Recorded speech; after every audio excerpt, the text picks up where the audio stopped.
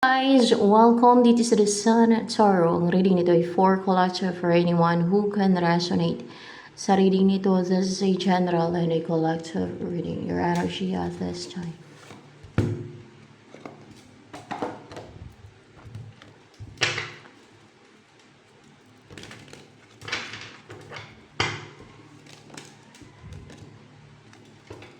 Upright ba itong 5 of Swords? Yeah, it's upright.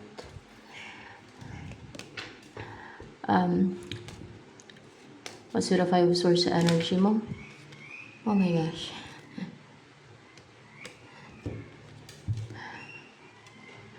Merong superior. King of Pentacles in the Chariot. Courageous. Determined. Buo yung loob na kontrolin ang love life mo. Kasi dalawa yun nandito. Hindi. Na agawin ka. Naagawin ka kasi based sa picture dito, guys. Yung isang lalaki, tinali, di ba? Yung babae, you know. Hawak-hawak yung sword. Kunwari siya to. Kung meron kang ibang person, a new person na, or karelasyon, o kakonek, na pinagsilusan nito, kunwari lang nagsisilos, no? Kasi agawin ka niya eh. O tingin niya may nagkakagusto sa yung iba. Agawin ka niya. No? Ganon. So, driven, agawin ka. Si King of Pentacles. I think upright pa rin to. Kasi parang pahalang. Yung King of Pentacles. Upright ba yung King of Pentacles? Upright to yan. Upright yun siya. Ano yung energy niyan? Hardworking. Stable naman, secured, lalo financially, a good provider, reliable, sensual, King of Pentacles. Kaso lang, may pagka-ano siya, yung parang may pagka-dominante. Superior nga, ganon. Kasi 5 of Swords, patay sa 5 of Swords na energy.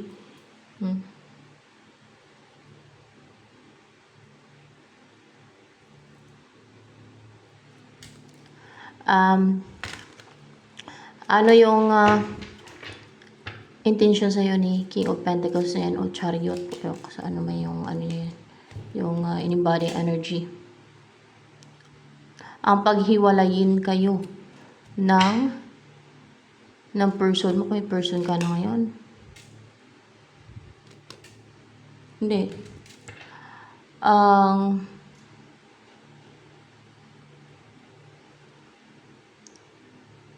Ang agawin ka sa person mo ngayon, kung may person ka ngayon, yun talaga, ang agawin ka sa person mo, kung may person ka ngayon, o kung may kakonek, kahit may kakonek ka lang, yan, o kung merong person sa puso mo, na alam niyang mahal mo, gusto niyang agawin ka, na siya na ang mahalin mo. Wait lang kainit, grabe dito.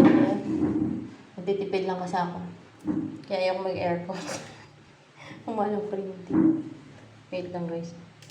Uy! Bato, Tina! Sa labas mo muna. Mainit dito. Maganda doon sa labas. Sarang ka dyan mo. Ano na kang doon na! Doon na! Sa laban, oh! Maipit. Kailangan tiga siya. Kaya ka.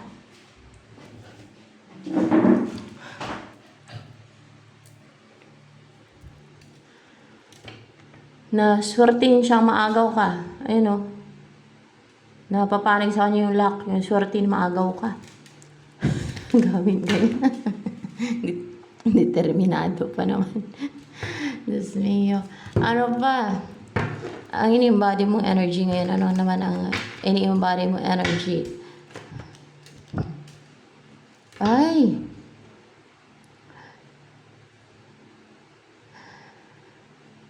Para kang nananalamin kasi may salamin, no? Nakikita mo yung sarili mo. Kung sino ka. O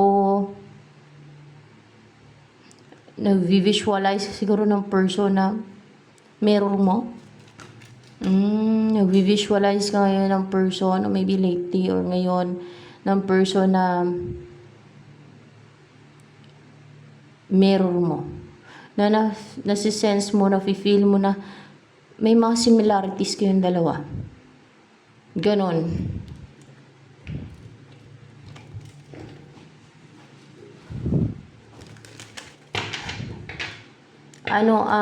Kasi dito parang sensitive or parang nasisense mo na may similarities kayo dun sa isang card kanina.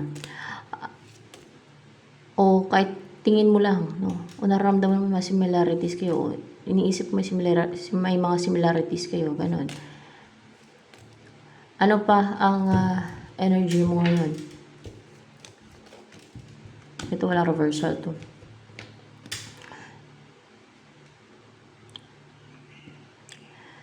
You are wise now.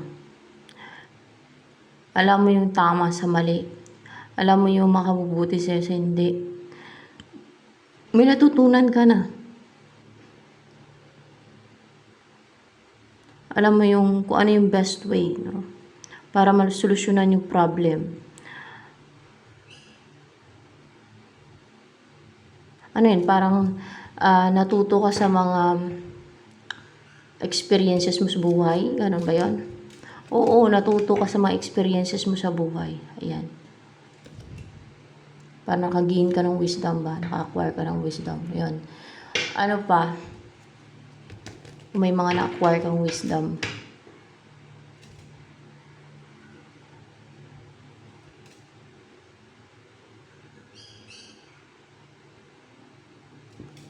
Possible yung bukas yung third eye mo.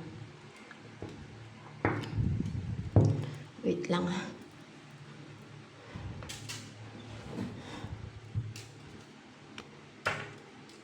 Magkaiba pala yung vision sa third eye.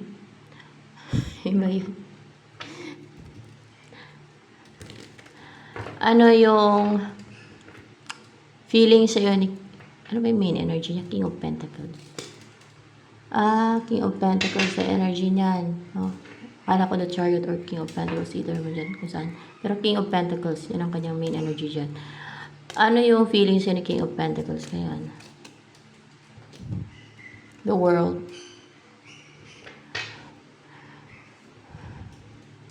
Gusto ka niyang makita. Yes, gusto ka niyang makita. Oh.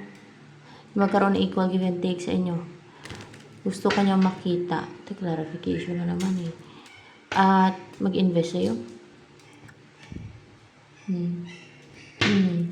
At basta gusto ka niya makita. Gusto ka niya makita. Gusto niya mabuo kayo. Yun ang dinidesire niya. Gusto niyang magsama kayo. Gusto niya magsama kayo. Very positive siya. Inspired. At gusto niya yun. No? Pangarap yun. Dream niya yun. The star. Na magkita kayo at magsama na kayo. Yan. Ba't ano nagustuhan sa'yo ni King of Pentacles?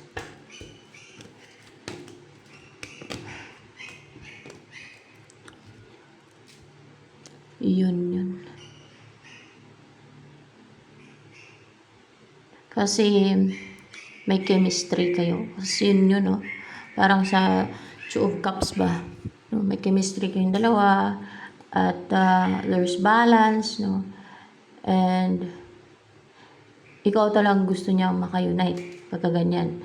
And parang fit kayo sa isa't isa ba? Parang match made by heaven. Perfect match. May chemistry. And strong yung personality mo, courageous. And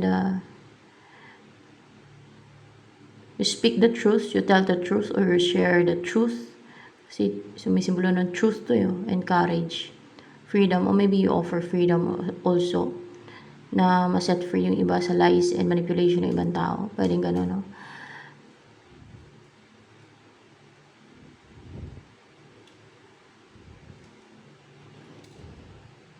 Nagtataka yung iba kung bakit kailangan sabihin ng iba yung katotohanan. Lalo kung may ginagawang deceit, scheme, evil yung iba, lies, manipulation, mapatago. Bakit kailangan pa sabihin, i-reveal ng isang tao. No? Kasi concern yung taong nagre-reveal niyan, guys. Para hindi na mabiktima, para mabulgar yung scheme and deceit ng iba, para ma, maalarma na o maging aware yung iba. Nasa gano'n ay kung may mabiktima pa, may balak pang biktimahin o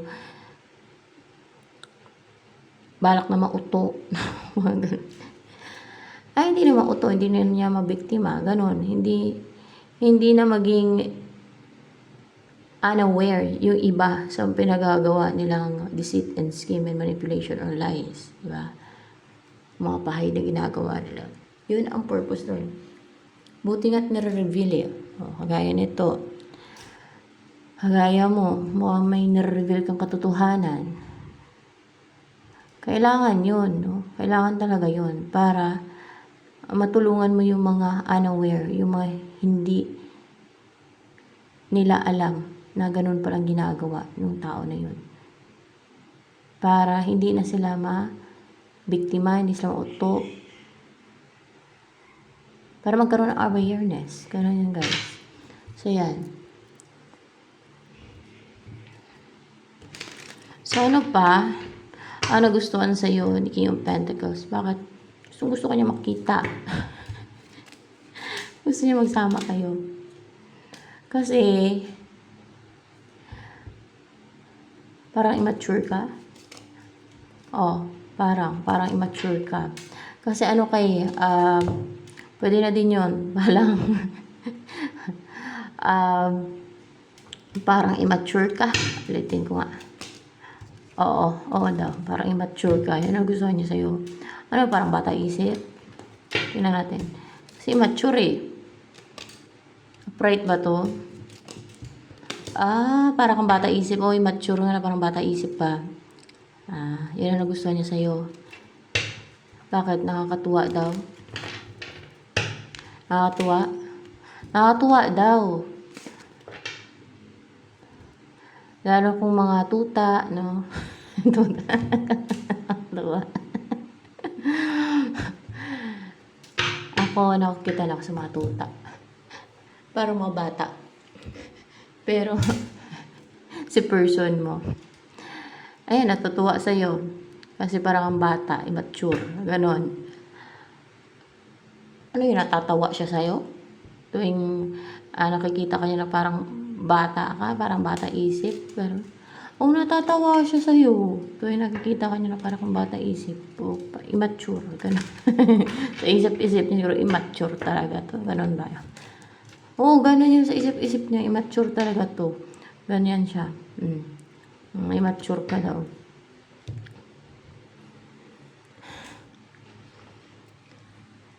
Init. Grabe.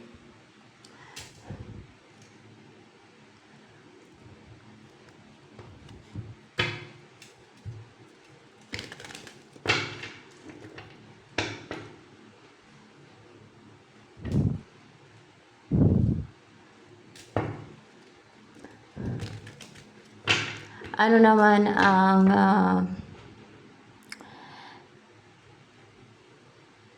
iniisip ngayon ni King of Pentacles connected sa'yo? Oh my gosh, horrible.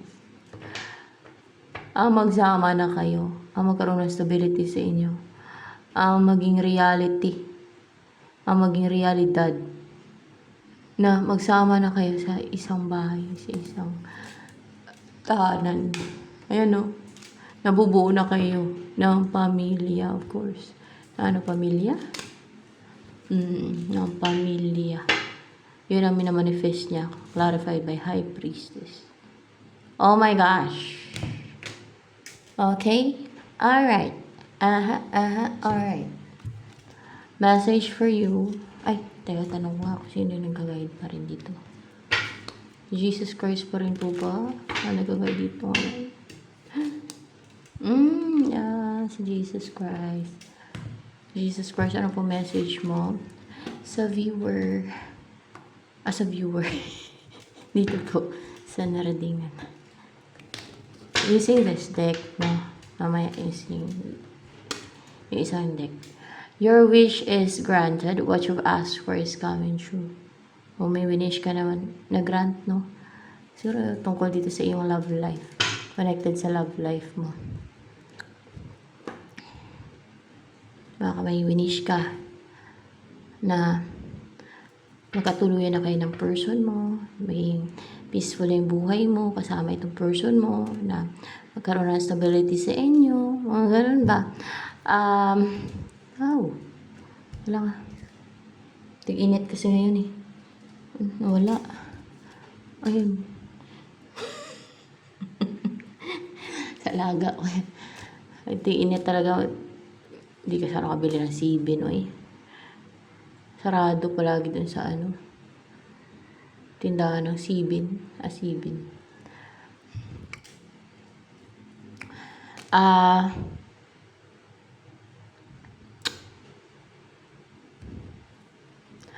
Ano yung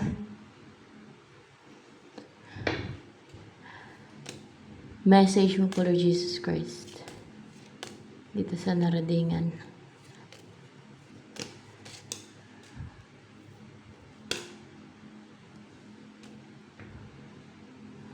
Ayo, Six of Swords. Kukunin ka. Kukunin po ba siya ni King of Pentacles, Lord Jesus Christ? Oo, kasi may pag-alis, oh. Kukunin ka. Kunwari, ikaw to. Oh, pareho-pareho yung may siya, may sombrero. Baka palagi nagsisombrero yan. Parang witch. Yung sombrero. Parang sa witch yung sombrero niya.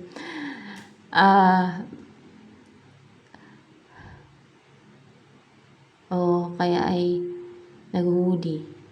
O nakasombrero palagi. Kukunin ka doon ni King of Pentacles. Yan o. Ililipat ka. At magsasaksi daw yan. Ililipat ka ni King of Pentacles. Ililipat ka nga niya at magtatagumpay. Maging victorious na malipat ka ni King of Pentacles. Saan? Edi sa lugar niya, guys. No? Sa lugar, saan po ba, Lord Jesus Christ? Sa lugar ni King of Pentacles, ililipat o dalhin sa lugar ni King of Pentacles. Yun na nga, dadalhin sa lugar ni King of Pentacles, pero clarified by Devil. Bakit clarified by Devil? Ano ba yung lugar ni King of Pentacles na yan? Madaming temptation. Madaming temptation doon. Ano temptation? Temption ng opposite sex? Madaming temptation ng opposite sex. Sino ititempt? Ikaw? Ikaw? Madaming, ano ibig sabihin nun? Sa lugar ni King of Pentacles, madaming magkakagusto sa'yo doon. They will try to tempt you. Ganun. Lalo kung yung si King of Pentacles ay foreigner at lilipat ka sa lugar nila. You know what? Yung mga Pinay, attractive yan sa mga foreigner. Attractive yan sa mga dayuhan. Kasi kakaiba daw yung mukha ng mga Pinay. Pinoy, gano'n. Nakaka-attract daw. Nakaka-attract at desire. Hindi naman nakaka-attract yung mga Pinay sa madayuhan. Mukha nga. Nakaka-inlove. Nakaka-inlove. Lalo akong dayuhan. O foreigner, ito si King of Pentacles. Naku, madaming temptation daw doon. Bakit? Madaming good looking doon? Hindi naman. Madaming talaga makakagusto sa'yo doon sa lugar ni King of Pentacles. Pero, pag ganyan na may person ka na, wag ka na lang maglandi-landi, di ba? Dapat ay mag-stick sa kay King of Pentacles. Yun ang masabi ko, no? Huwag mapatem. Kasi madami na akong pwede mag-tempt sa iyo. Meron ka mo gayumahin ko. Pero kung may depensa ka lang sa gayumahin, tinuro ako dyan na pangontras gayuma. Pag ginayuma ka, yun ang gawin mo para matanggal. Diba? So, yun. Yung sa puspuro. Para saan effective yun eh. So, yan. Baka konsumisyon si King of Pentacles sa selos kung napatulan mo yung mga nagkakagusto sa'yo. Dapat pigil-pigil din. Parang hindi porket gusto ka nila ay papatulan mo na. No? Maliban na kung matablan ka ng gayuman nila ay wala ka sa sarili mo. Pero kung hindi naman, di maganda, no? Di ba? Mamuhay ka ng peaceful ni King of Pentacles. Walang perwisyo sa inyong pagsasama. Aagawin ka na nga lang ni King of Pentacles. Pero may pag-agaw. Oo, agawin ka nga niya. Oh, di ba? Tsaka tapos agawin ka pa sa kanya. Eh, baka magtumbo-tumbo o may talon-talon sa galit siguro si King of Pentacles. Ano yun? Papatayin ni King of Pentacles yung yung mga agaw sa'yo. Kung may mga agaw sa'yo. Ay, oo. Papatayin ni King of Pentacles yung mga agaw sa'yo. Kung may mga agaw sa'yo. Pag nasa kanya ka na, papatayin niya talaga. Oh. Hindi siya mapayag. Siyempre, agawin ka na nga lang niya, oh. Agawin ka pa sa kanya. Nako. So, ano ang offer ni King of Pentacles sa'yo? Ano yan? Cup of love talaga. A new beginning na puso niya, pagmamahal niya na buong puso niya. Buong puso niya. Pagmamahal niya. Love niya, cup of love niya. Relationship or proposal, pwede din. Buong puso niya. Yan iaalay niya sa'yo. Yan ang offer niya sa'yo. Mahalin ka niya. Yun ang ibig sabihin na sa'yo lang ang kanyang puso. Ikaw lang mahal niya. Kalilipat ka daw nito. Oh. At mukhang may mga atake po na gusto kayong pigilan, no? Ayan, no? Ang daming sword, oh. Mga ill wishing, palipad hangin. Ano yun? Mga source na yan, Lord Jesus Christ. Parang sumisimbolo ng ano yan. Mga spell. Hindi. Mga ano yan? Mga atake ng kaaway.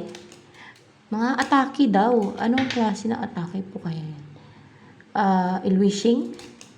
Ill wishing. I-ill wish pa kayo pero hindi. Kaya mapigilan. Succeed kayo. Maalis din kayo dyan. Kumbaga makukuha ka din ni mga inggitira yan basta nang i-ill wish. May inggitira yan. Ayaw na lang maging masaya kayo ni King of Pentacles. Mga inggitiro, mga ganyan. Gusto na mag-control sa buhay ng iba. Dahil ang buhay nila ay hindi nila pa-improve. Paano kasi yung buhay ng ibang binabantayan nila? Paano lang pa-improve ang buhay nila? Paano nila mapag-focusan yung sarili nila, yung buhay nila? Yung buhay ng iba kasi ang gusto nila kontrolin. Oh. Yung buhay nila hindi nga nila maintindihan, hindi nga nila maayos sa iyo. Tapos yung buhay ng ibang gusto nilang kontrolin. Ayan, oh. Ang daming sword. Mga ill wishing daw yan. Mga atake ng ill wishing. Yan.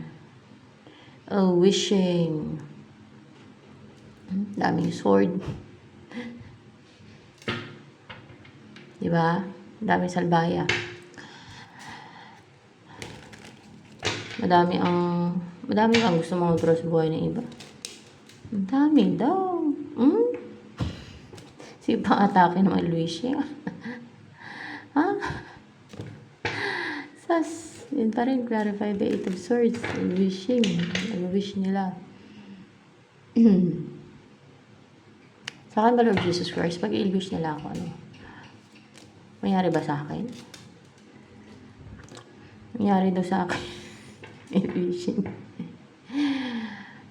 Until now, mangyari pa ba sa akin yung mga in-wish nila?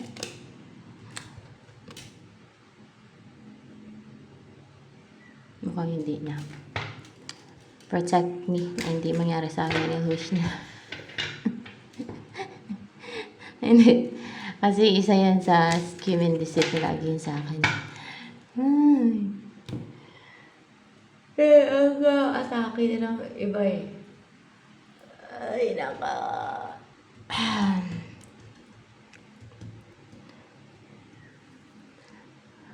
Ako na ilwish ako. Magante ako. Kasi pag ginawa na ako ng deceit scheme, gusto lang kontrolin yung buhay ko. Yun. Na-ilwish din ako. Kasi ayoko na pinapakialaman. Ayoko na may nangongontrol sa buhay ko. Because I know that God gave me freedom to do what I want. To achieve what I want. To dream. And even to dream bigger.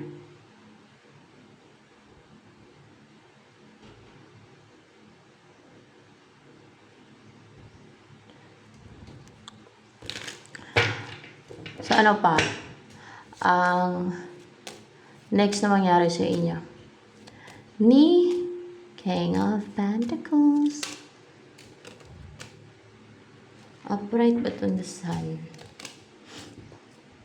Yeah. Oh my gosh, magsasucceed to. It's a sign of success. Magsasucceed to guys na ay, titira na kayo saan sa bahay ni King of Pentacles.